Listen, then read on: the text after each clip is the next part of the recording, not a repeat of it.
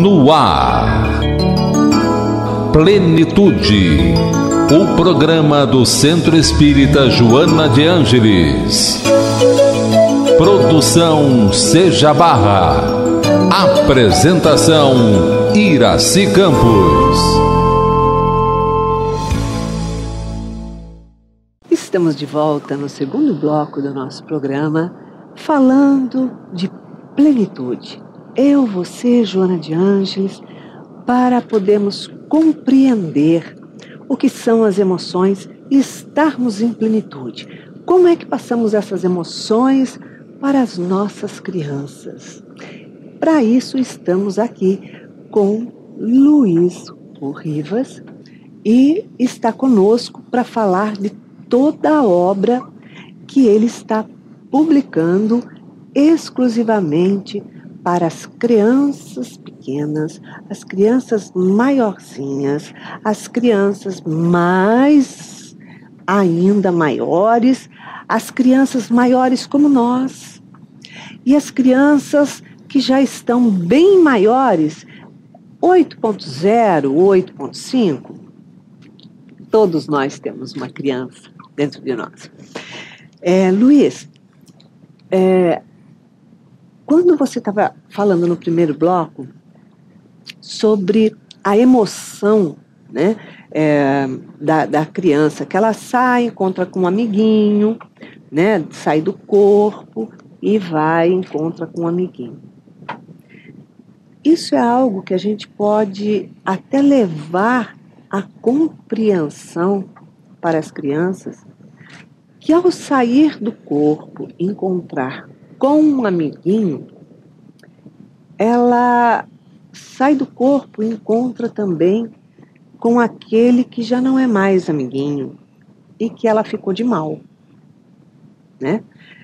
Porque o que acontece? Entre crianças que vão crescendo, entre jovens, são muitos os motivos de disputas, de brigas, de competição dentro da atualidade, né? E por um motivo ou por outro, uma palavra maldita, um equívoco, o que acontece? Eles discutem, eles se agridem e eles viram a cara. E passam a não se fala mais, porque eles não querem mais contato com o outro. E aí gera uma mágoa do outro, que era tão amigo, ou porque contou uma particularidade sua para um outro amigo. E gerou essa mágoa enorme, porque eles não querem mais contato com aquela pessoa, porque traiu isso, traiu aquilo, traiu a amizade, mas eles não querem mais contato. Então, é o momento ideal para esses jovens aprenderem o perdão. Se eles não querem mais o contato com aquela pessoa que deixou de ser amigo, é o maior motivo que ele tem para perdoar. Porque ao invés dele manter a distância, quando esses jovens, essas crianças saem do corpo físico, ao invés de irem se encontrar com os amigos, vão se encontrar com aqueles que eles têm mágoa.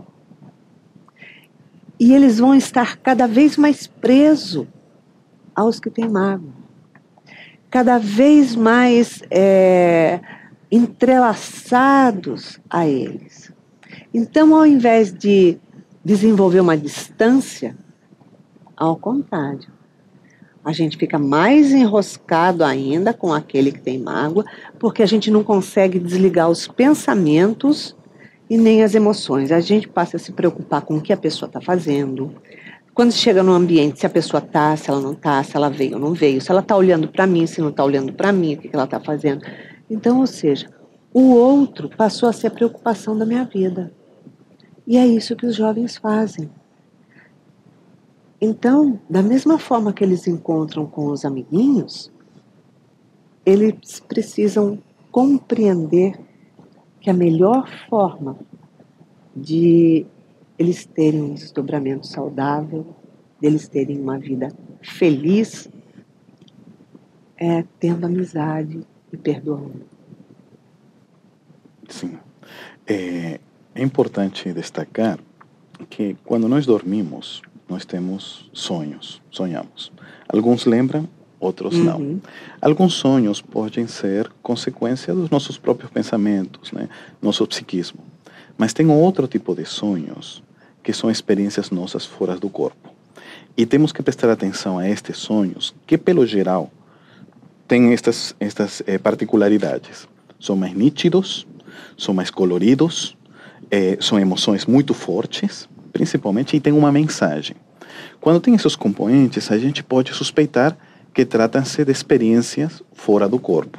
Ou encontros, ou com pessoas que já desencarnaram, ou com parentes para ter alguma informação, alguma alerta. Me permita contar uma experiência particular, que acho que pode ilustrar um pouquinho. Há uns 2 anos, eu tive um sonho. Foi muito marcante. Eu sonhei que estava numa casa que eu morava quando tinha 12 anos de idade, no Peru ainda, em Lima, né? Eu morava em Brasília, eu sonhei, e nessa casa que tinha 12 anos quando eu morava no Peru. E essa casa tinha uma coisa muito especial, porque no andar de cima existia uma outra casa, e nessa outra casa morava um menino que também tinha minha idade. Eu sou filho único, e esse menino também era filho único. 12 anos, filhos únicos, a gente fez amizade muito rápido, né? E os 2 meninos brincávamos, né? E não tínhamos irmãos, então éramos quase... criamos aquele laço muito legal. Mas com 15 anos eu tive que me mudar, 16 me mudei, e perdemos total contato. Nunca mais nos vimos. Então, passaram-se 25 anos praticamente, sem nenhum contato, e eu sonhei. Eu sonhei que estava naquela casa, no lado de fora, só que, como tinha aquelas escadas, eu observei a mãe dele, não sonhei com ele, sonhei com a mãe dele, descendo as escadas com toda a velocidade, e eu olhava assim a ela, né? E ela descia. Quando chegou até mim, ela me segurou aqui a gola da camisa, né? E me gritou assim, a esta distância, assim, pertinho. Me falou assim, Luiz, fala para meu filho, Luiz, que eu amo ele. Luiz, diga que não se mate, que o suicídio não é o caminho, Luiz. Por favor, fala para ele que não se mate. Eu ficava assim impressionado, porque era tão forte me segurando, que eu sentia a saliva, o cuspinho aqui. E ele falava assim, Luiz, diga que eu amo, que não se mate meu filho. E eu acordei com aquela sensação, tipo os filmes, né? Me levantei na cama, meu coração estava batendo a 1000, e eu sentia me limpando. Eu acordei me limpando, porque eu sentia, né, a sensação, e ainda tinha a sensação dos dedos aqui no pescoço. Aí eu disse, meu Deus, que sonho foi este? E aí eu pensei, o que é que eu faço agora? Né? Porque sonho tem todos os... é colorido, emotivo, tem uma mensagem, enfim... Mas eu não tenho nenhum contato com esse meu amigo. Aí eu lembrei do Facebook. Entrei na internet, lembrava o nome, né? Só que tinha tanta gente com esse nome, até achar, eu acho que é esse, porque pela cara lembra. Aí deu convite. Ele me respondeu, me aceitou, e me falou assim, Luiz, tudo bem? Eu falei, fulaninho, tudo bom? Como você está? Ele me disse, estou muito bem. Eu falei, onde você está agora? Eu estou na Austrália. Austrália? Há 8 anos moro na Austrália. E você? Eu estou no Brasil, né? Naquela época, 17, 18 anos no Brasil. Puxa, e como você lembrou de mim? E aí eu disse, agora? Aí eu contei, né?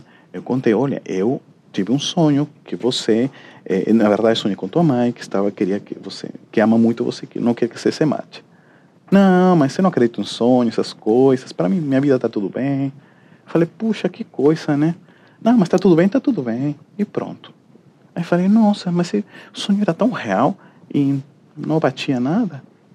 Passou uma semana, ele entrou em contato comigo e me falou, Luiz, você está aí? Sim. Queria te contar uma coisa. Desde aquele dia que você me escreveu, né?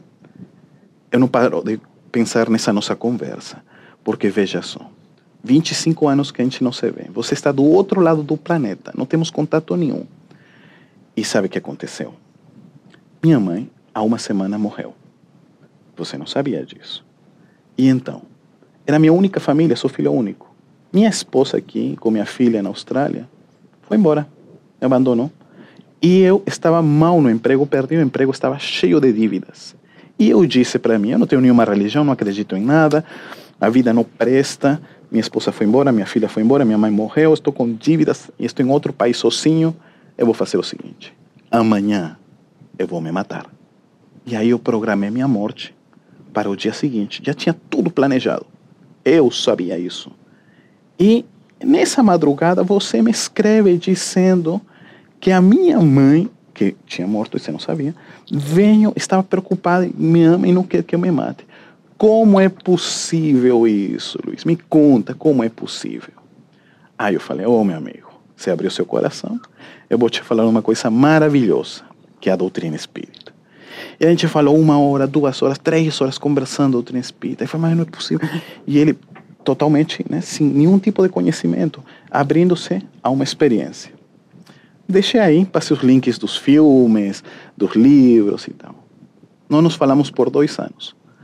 Mas há uns 3 meses, 4 meses, ele me escreveu. Eu falei assim, Luiz, você está aí? Oi, fulaninho, tudo bem? Tudo, eu quero te contar uma coisa. Sabe o que foi? A minha vida mudou. Consegui um novo emprego, juntei dinheiro, paguei minhas dívidas. Minha esposa e minha filha voltaram. Agora as coisas estão indo muito bem. Falei, olha, que parabéns. Falei, mas você não sabe o mais legal? O quê? Sabe em que estou trabalhando? Falei, nem ideia. Eu trabalho numa ONG que se dedica a fazer uma prevenção do suicídio nos jovens aqui na Austrália. E eu passo o meu testemunho. Aí eu falo, olha, essa é a benção da doutrina espírita e a importância do carinho dos almas, que o amor persiste depois da morte, sobrevive, e o amor de mãe é a maior força do universo, que arromba as portas do céu, como falava o Chico Xavier. E este amor, esta coragem que é passada pelo um filho que está na Terra, é que permitiu. E eu acho que um médium pequenininho deve ter me encontrado, puxado a sua vida assim, passa isso para teu amigo. Mas era isso um pouquinho a experiência que eu queria contar e a importância de estar muito atento, ter bons sonhos para você captar bons mensagens e ajudar as pessoas. Rivas, você acha que é possível tratar das influências espirituais e de obsessão com criança? Ou você acha que isso é difícil acontecer e seria mais na adolescência? Talvez não tenha a perícia suficiente para dar essa resposta. O que eu tenho percebido, baseando-nos nos princípios espíritas, é que nós temos um planejamento espiritual antes de encarnar. E os nossos guias espirituais estão atentos a essa situação. Se em alguns casos eles permitem que aconteça com alguns espíritos, né? Quando estão com 9, 10 anos, não sei, algum tipo de experiências, é porque talvez esse espírito precise passar por essa situação com a supervisão dos guias espirituais que estão permitindo por algum objetivo. Eles não permitem que a obsessão aconteça por simplesmente um descuido. Está dentro das leis divinas. Se é que está vindo a acontecer, os guias devem estar permitindo isso. Eu não sei exatamente a causa, mas lembremos que nós somos espíritos e estamos em corpos infantis ou adolescentes, né? Se está acontecendo, eu lembro do nosso amigo Givaldo, que ele começou de criança a ver um espírito que perturbou durante 30 anos. E se você diz, se a Givaldo, 30 anos desde criança perturbou, imagina a gente, né, que pode acontecer muitas coisas. Eu tenho visto, acompanhado o caso de uma adolescente com 13, 14 anos, inclusive em outro país, não aqui no Brasil, um país que nem tem centro espírita, na América Central. E ela, com 13 anos, começou a ter sonhos, a ver pessoas nitidamente na casa, que contavam a ela coisas que tinham acontecido com a mãe, o pai, parentes, né? E ela estava vivendo todo esse drama e comprovando os fatos, não era da sua cabeça, né? E aí me contando, tudo bem, é uma adolescente que já tem uma mediunidade muito ostensiva, né? Mas a espiritualidade está permitindo. O caminho seria orientar para se evangelizar, para educar essa sua mediunidade e amanhã mais tarde usar esse seu potencial à frente. Porque se você põe a pensar, os fenômenos das irmãs Fox foi uma garota de 11 e 14 anos. Sim. As médiuns de Kardec, adolescentes, 14, 15, 16, 17, né? Uma de 20. Então, todos eram moças que despertavam essa mediunidade. Nos fenômenos de poltergeist, geralmente tem uma adolescente que está num período menstrual, né? E aí que o fenômeno acontece, até porque a glândula pineal, agente da mediunidade, desperta muito na adolescência. Então, o fenômeno acontece, espíritos nobres, como espíritos nem tanto, podem se aproximar. Então, temos que suspeitar que, já desde esse momento, o espírito deve ter algumas condições que os guias permitem para acontecer o fenômeno. Às vezes vejo em nossas casas espíritas que deixam o adolescente ou a mediunidade para depois, quando sejam adultos. Mas se os guias já permitem que aconteça, porque o espírito deve ter alguma predisposição antes. Sim. O Chico Xavier, com 17, o Emmanuel falou, olha, está pronto para trabalhar pelo Cristo? Está pronto. Então, disciplina, disciplina, disciplina, e vamos começar. É isso mesmo. E às vezes um jovem de 17 anos, se entrasse em uma casa espírita, não teria esse espaço, já na mediunidade, né? Sim, né? sim. E outros tantos que a gente conhece. As médios, por exemplo, do Kardec, né? Todas jovencinhas, né? Porque há um temor, não, mas não está preparado. Eu falo, e as médios de Kardec estavam preparadas? Não, mas aí precisa estudo. Mas as médios de Kardec, olha, até eram analfabetas algumas. Então, é isso que a gente tem que repensar. E mais ainda nesse momento de transição planetária, que estão reencarnando mais crianças com mediunidade e mais cedo. Estão acordando a área sexual mais cedo e a área mediúnica mais cedo. Temos que estar atentos em nossas casas espíritas, ter olho.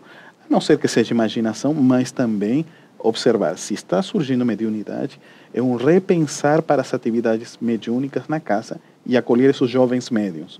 Se a gente não acolhe, essa mediunidade pode ir a outros lados. Exatamente, porque se você observar, nas casas espíritas dizem assim, que a pessoa o jovem tem 17 anos, 18, 16, então 20 às vezes, é muito jovem para exercer a mediunidade. Não está preparado, não está pronto. Quando a pessoa tem 30 anos, 35 anos, seja lá o que for, que ela vai exercer a mediunidade, quem foi que disse que ela está preparada? O fato dela ter a idade não significa que ela está preparada. Ela simplesmente tem mais idade, mas não significa que ela tem estudo, conhecimento e que tenha preparo, porque o fato da pessoa ter estudo, ter estudado ou ter lido, porque as pessoas às vezes leem somente, não estudam, não significa que ela tem preparo. Às vezes a pessoa tem o entendimento completamente equivocado de algumas coisas. Então, a mediunidade, ela aflora em qualquer época.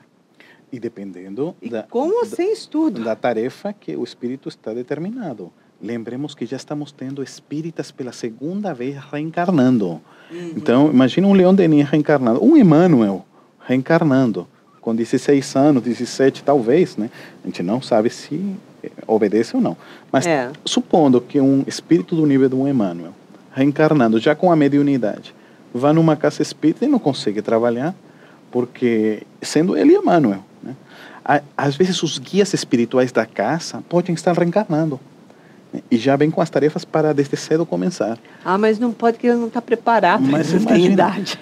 Aquilo que eu fico pensando, imagina Kardec e aqui uma casa espírita. Aí vem um adolescente já com a mediunidade que o guia espiritual permitiu que esteja aflorada. Aí você vai a uma casa espírita, os diretores, não, que não sei o que, não sei o que. Você tem que fazer 5 anos. Um curso, assim, não sei quanto. E Kardec pegaria na hora, vem cá, vamos trabalhar. E já vai. Sim. Né? Não, mas não está preparado. Mas e as médiuns do codificador estavam? Não, mas tem que ter não sei o quê. Então, algumas desculpas, as meninas Fox, a mediunidade, graças aos espíritos superiores, escolheram esse fenômeno, né, para dar à luz, né? As mesas giratórias aconteciam em casas, inclusive, né? Então, é só para ter um repensar. E mais ainda, eu vejo entre os 13, 12 anos, muito jovem adolescente, não querer ir mais na casa espírita. Eu acho que temos que ter um repensar nas casas, nos currículos, porque quando você junta jovens ou adolescentes e faz perguntas, perguntem, você vai ouvir o tipo de perguntas que eles fazem. Então, nós ainda vivemos, desculpa a palavra, no mundo dos unicórnios. A gente quer ver borboletas e unicórnios quando o jovem está querendo saber sobre 3 itens básicos: sexualidade, política e também tudo que é profissão. Profissão porque ele já logo vai se formar. De 1, 2 anos vai ser um engenheiro, advogado, médico. Então ele já está visualizando isso. Né? Meu filho me fala assim: meu pai, pelo amor de Deus, na evangelização, eu tenho que estar colorindo, né? Sendo que próximo ano eu faço o Enem e eu quero ser engenheiro. Então estamos em uma desconexão, não fica no agrado. 2, sexualidade, são todos os temas que nós falamos tabus, mas precisam ser falados, conversados. Tem que ser falado. Se não conversa claramente. na casa espírita, vai encontrar em outro lugar. E o terceiro, a questão política. Porque não dá para esconder, nós estamos inseridos num contexto político e às vezes há ideias que o jovem precisa ter alguma noção. Como são os objetivos do Evangelho? Como mostrar o Evangelho é isto? Como isso pode se engajar na questão política? Como esses princípios espíritas na questão da profissão? Será que a reencarnação, o serviço que eu faço bem do passado, fazer essas conexões, essas pontes, né? E a questão sexual, a orientação da espiritualidade mediúnica, tudo isto a gente pode vincular. Não é para as casas criar novas currículas, e sim para direcionar na atenção que o jovem quer. Muito jovem quer saber sobre animes, jogos, games, mas como isto, a questão espírita pode se engatar? Precisamos repensar nos trabalhos, nas currículas, para que os jovens encontrem um local de agrado, porque se não encontra, vai ser lá fora, com boa ou ruim informação. Então pensa um pouquinho isso.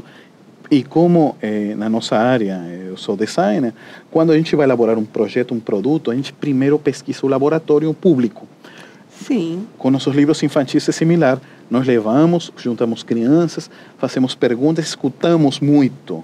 Eu acho que isso para os orientadores e pais, escute mais que fale. Porque são espíritos milenares, até mais velhos que a gente, trazem informação de milênios e a gente precisa ouvir para saber por onde vai e esse potencial que tem, direcionar. Porque a casa espírita às vezes não temos trabalhadores, mas tem muito jovem que teria um potencial, só que não encontra espaço na casa. A casa precisa abraçar eles, né?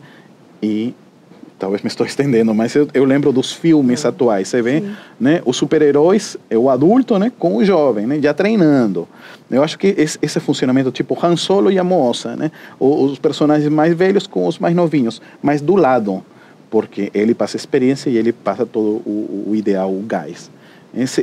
Essa duplicidade fará jovens, amanhã mais tarde, já com bagagem e poder trabalhar bem na casa. E começar a designar responsabilidade para eles. Porque quando ele se vê na situação de ter um trabalho qual a responsabilidade é dele, para com aquilo, né, que ele tem que administrar determinadas situações, determinado departamento da casa, ele tá chamando ele à responsabilidade. Ele sabe que ele não está fazendo papel de criança mais. Isso é fundamental. Quando, não somente o jovem, a criança ou a pessoa que a gente chama, né, pessoas que frequentam a casa, eles têm alguma responsabilidade, se sentem parte da família. Não somente só o aluno, o assistido, o frequentador, não. Agora só faço parte da casa. Como você falou, para uma criança, mini responsabilidades. Você agora é o responsável da prece, você é responsável disso, você é responsável da limpeza. Então, a criança mesmo já se sente parte da casa, não só alguém que vem tomar um curso ou uma aula, senão estou integrado na família da casa. Eu tive uma experiência muito legal em Washington, na cidade de Chantilly, muito próximo em Washington, Estados Unidos. Lá tem um centro espírita e achei fantástico. A palestra é de 50 minutos e de um lado estão os pais e de outro lado, em uma sala, tem as crianças. Mas o que fizeram? Faltando 5 minutos antes, quando termina a palestra, eles diminuíram e todas as crianças saíram da sua sala e escolheram 2 delas, ficaram na frente E eles contaram, os meninos, o que tinham aprendido lá dentro. Fizeram um super resumo, né? Uma menina falou, perispírito é isso, isso. E outro menino complementou, perispírito funciona assim, assim, assim. Terminou, 5 minutinhos, os pais bateram palma. Eu achei sensacional. Primeiro, porque se estimulava a criança, são os futuros expositores, já desde cedo, as ideias nítidas, como tem, mais limpas. É impressionante como eles conseguem resumir no seu linguajar, sim, mas conseguem passar o conceito. E o mais bacana, né, é que não é mais a criancinha do centro, e sim é um membro integrante que também está aprendendo no seu nível, mas aprendendo a doutrina espírita assim como o adulto está aprendendo. É uma forma, achei, bárbara de fomentar aos pequenininhos já se sentirem parte integrante, e tão importante o que eles aprendem quanto o adulto está aprendendo. Com certeza, com certeza. E a importância de integrar eles dentro de um trabalho doutrinário e ouvir o que é que eles se interessam. Porque se não tiver um curso, enfim, uma evangelização de acordo com a idade, mas no linguajar deles, eles desistem. Você coloca no grupo jovem alguém para dar aula, e essa pessoa, ela já é uma pessoa madura, ela já é uma pessoa mais senhor, senhora, o idoso, seja lá o que for, não bate. As cabeças são outras. O linguajar é outro. O exemplo que vai dar é algo que não faz parte do mundo deles. São mundos que não se misturam. Porque o que o jovem vive hoje, o instrutor que está dando a aula não vive aquilo. Ele ouve falar ou se choca, mas ele não vive aquilo. E o exemplo que ele vai dar, o jovem vai ouvir aquilo e falar, gente, que coisa horrível, que coisa idiota, que absurdo, também não vai ter conhecimento daquilo. Então, na nossa casa, nós buscamos sempre colocar jovem para dar aula para jovem. Busca preparar o jovem ali no apoio tal, para ele estar apto para indo assumir a turma. E a gente sempre coloca o quê? Os livros de Joana de Ângeles, a série psicológica de Joana de Ângeles, desde os pequenos. Porque o que é que eles querem aprender? O que eles querem saber? Sobre as emoções, sobre os sentimentos, sobre as aflições, as preocupações, as inseguranças. Então, a gente faz todo esse link de toda essa obra junto com o livro dos Espíritos, com o Evangelho, com mediunidade. Então, ele vai saber por que ele vai para a boate, por que ele vai para o bar, por que ele pode ou não deve ou deve beber, o que ele deve fazer, as escolhas que ele vai fazer e, principalmente, o que aquilo influencia e o que traz para ele psicologicamente, o que é negativo, o que é positivo, e o que causa também espiritualmente para ele. Então, ele já vai entendendo dos dois lados. A gente dá aula para o jovem na nossa casa de relacionamento. Eles esperam afoitos o ano inteiro para o relacionamento, porque acham o máximo. Mas, e você, porque é o interesse deles. Então, você consegue mesclar a doutrina dentro do interesse deles, beleza. Eles vão se interessando e vão entrando cada vez mais. Mas só assim que você atrai o jovem. Porque se você pegar o livro dos Espíritos, pergunta-resposta, pergunta-resposta, pergunta-resposta... Bom fosse se fosse o livro dos Espíritos, que em alguns lugares eu tenho observado e às vezes as pessoas que estão aí não enxergaram, a casa talvez não enxergou que a educação que tem que ser passada, a informação, é tão importante para eles quanto para adulto. O conceito que é o jovem espírita, o criança espírita, na verdade é o espírita que está com um corpo jovem, espírita que está com um corpo criança. Sim. Porque ao colocar a criança espírita, parece que fosse um subgrau do espírita. Não. Só ser espírita quando ser adulto. E não, é tão importante o que ele aprende na sua faixa, quanto o adulto está aprendendo na sua faixa. Né? É importante isso, porque às vezes é colocado como uma creche, né? Onde as pessoas, onde colocar a criança enquanto o pai está estudando. Não, não é não. Às vezes, algumas casas não prestaram atenção que é tão importante eles, quanto o que eles estão aprendendo. Eu tenho observado isso em um país aqui na América do Sul, que a moça falou assim, olha, aqui no nosso centro é assim, os pais vêm, né, e não tem onde deixar as crianças, colocamos lá numa salinha, as crianças. E entre os adultos fazem um sorteio. O que perde é que vai ficar com as crianças.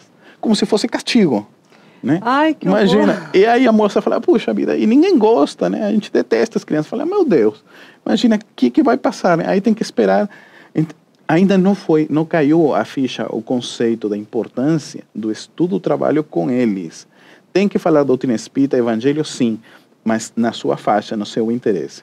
E eu acho, hoje, as crianças de 8, 9 anos, eu fico impressionada. Eles já estão lendo material. Eu encontrei um menino de 8 que me falou, tio, acabei ontem com Memórias de um Suicídio e Paulo Esteban. Falei, um menino de 8 anos, mas leem Harry Potter, leem Percy Jackson, leem todos esses livros grossos, e a gente quer passar, às vezes, coisinhas. Já foi, né? Já foi. E o diálogo deles, as perguntas dele, né? Nós temos observado as perguntas que os jovens fazem hoje, né? E os adolescentes, pré-adolescentes, mas a gente precisa falar disso. E a gente precisa fazer uma renovação. Como os conceitos espíritas podem se aplicar para isto que eles querem, né? É colocar com clareza dentro da atualidade deles, do mundo que eles vivem, fazer os links com o que eles usam, com os locais que eles frequentam e com as pessoas de cabeça vazia que convivem com eles, para que eles tenham um conteúdo de verdade para passar para essas pessoas. A gente vê os jovens aqui, como eles passam conteúdo para os pais. Eles falam assim, eles estudam depois, eles acabam estudando os livros de Joana de Ângeles, e eles falam assim, a gente vê muitos pais falando assim, nossa, mas eu não conseguia ler, eu achava tão difícil. Meus filhos, ou meu filho, ou minha filha, já leu não sei quantos livros, acha a coisa mais simples, e ainda explica para mim como é que entende. A cabeça é outra. Não adianta você querer dar beabá para eles. Mudou muito. Eu queria comentar aqui uma dica para os companheiros que nos estão assistindo. Nós tivemos uma experiência muito legal de fazer evangelho no lar usando os livros da Turma da Mônica. Esse é fantástico. Temos ouvido vários relatos de vários pais agradecendo pelo fato de o livrinho ter ajudado para fazer evangelho no lar. E a gente fez uma experiência que queria passar para vocês, né? Muito interessante. Depois de ter pego um livro, um capítulo, no caso, Pequeno Evangelho, né? A gente fez um teste com os meninos em casa. Nós pedimos que cada um dos membros fosse pegar um brinquedo, um personagem, para representar como um teatrinho aquilo que a gente aprendeu no livro, só que com os bonequinhos. Então todo mundo foi pegar um boneco, né? A menina trouxe, que eu falo, minha filhinha do coração, e o menino, o filhinho do coração, ela trouxe um Darth Vader, imagina, né? Eu peguei o Hulk, né? O outro pegou um anime, né? Um japonesinho, né? E a outra pegou um personagem da Disney. Então a gente vai representar o que estava no Evangelho, ou no livro Pequeno Evangelho, sendo que com esses personagens, para fixar o conhecimento. Então, por exemplo, né? Aí entra Darth Vader, e a gente faz até a mímica, né? Tan, tan, taran, tan. Tipo, né? E aí Darth Vader fala, só aqui para o Darth Vader no Evangelho, né? Porque é incrível. Aí vem o Hulk, oh meu Deus, Hulk no Evangelho, o Darth Vader, é incrível. Mas a gente representa, e você vê como o conceito, fazendo o teatrinho, né? Com a voz dos personagens e tal, né? Consegue se fixar. Então, vai a nossa dica. Pode fazer o Evangelho e aquele mensagem que aprendeu, represente com personagens que eles gostam. Então aí fica mais emocionante e aí não fica cansativo. Porque o que interessa no Evangelho no Lar é que você acenda a luz no seu lar. Vejo às vezes, né, ficam 6, 10, 15 páginas, as pessoas estão aqui, já está na mente fora, não está vendo nada. Curto, mas esse pedacinho, esse pouquinho tem que entrar. E assim brilha a tua luz. Essa é a dica. Exatamente, porque não adianta você dar pérolas para porcos, porque eles não vão compreender. Como não adianta você querer falar um monte de coisa se a pessoa só consegue segurar, prender a atenção naquele trechinho. Então, que seja aquele trechinho, mas com conteúdo, aí a pessoa consegue. Exatamente. E aí a nossa dica, né? As pessoas que leem, às vezes, já me falaram um pai, já limos 3, 4 vezes o Pequeno Evangelho. Gente, o que faz agora? Bom, tem outros livros que sugerimos, mas se você só tem ele, quando estiver por terminar o capítulo, a dica que me deu um pai, peça a criança dar outro final. Como você acha que deveria ser o final? Então a criança vai usar o conceito, só que vai terminar com outro fim. Aí fica infinito o livro. Né? A criança vai dar outro fim, mas que seja legal, lógico. Né? Então você vai ver como a criatividade é tão grande nesses pequenininhos e o conceito moral pode passar. Eles são muito criativos. E é fantástico, né? E as perguntas deles são geniais. É verdade.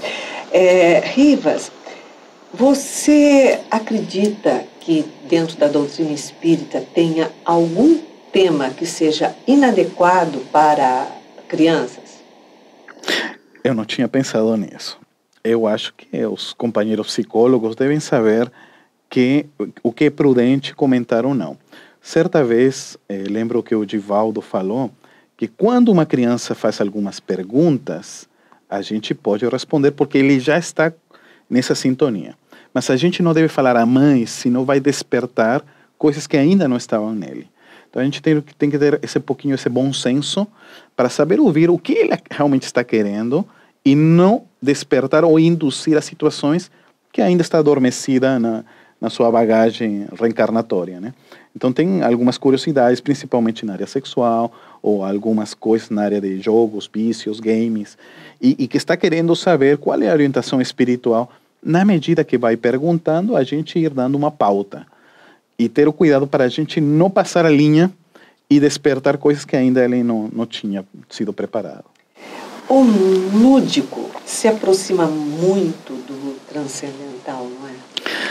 Olha, eu acredito que todas as pessoas que criam, não somente jogos, filmes, devem ter algum tipo de experiência quando dormem, saem do corpo e são levados a regiões, lugares para observar no além e, ao acordar, trazer essas informações que estão adormecidas no cérebro do perispírito, né?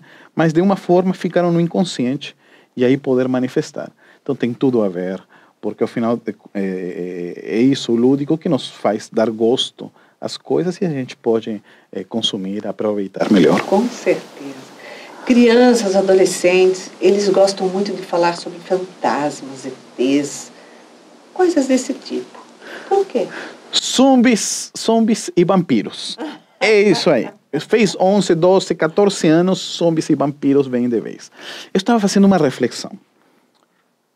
Posso estar errado. Mas é o seguinte, com 7 anos o espírito entra na sua primeira fase física, 14 sua segunda fase já emocional e os 21 finalmente está totalmente reencarnado. Mas quando chega aos 14 há um fator, então a parte da mediunidade, a glândula pineal e a sexualidade começa a tomar forma. Mas ao mesmo tempo muitas emoções e pensamentos do nosso passado, nosso mundo espiritual, quando a gente esteve antes de encarnar, ou de outras vidas, volta ligeiramente a aflorar. Nossas emoções voltam a tomar conta.